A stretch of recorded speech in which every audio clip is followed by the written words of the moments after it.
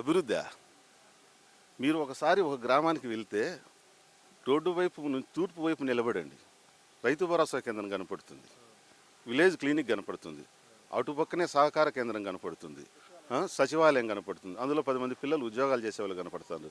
గ్రామ సెక్రటరియట్ మనకు ఎక్కడో హైదరాబాద్ వెళ్ళి మన అమరావతికి వెళ్ళి సెక్రటరీ చూడాల్సిన అవసరం లే, గ్రామంలోని అన్ని సౌకర్యాలు ఉండే సెక్రటరియట్ కనపడుతుంది. ఇంకా అభివృద్ధి 17 మెడికల్ కాలేజీలు అభివృద్ధి కాదా? రైతు భరోసా కేంద్రాలు అభివృద్ధి కాదా? 35 లక్షల మందికి ఇల్లు ఇవ్వడం అభివృద్ధి కాదా?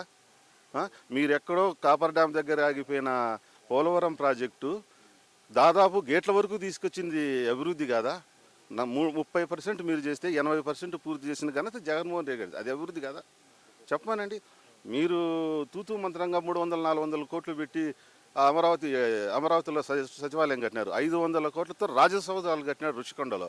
ఇప్పుడు మునిగిపోతా ఉంది ఇక్కడ అమరావతి, అభివృద్ధి ఆడ కళ్ళకు కనపడతా ఉంది.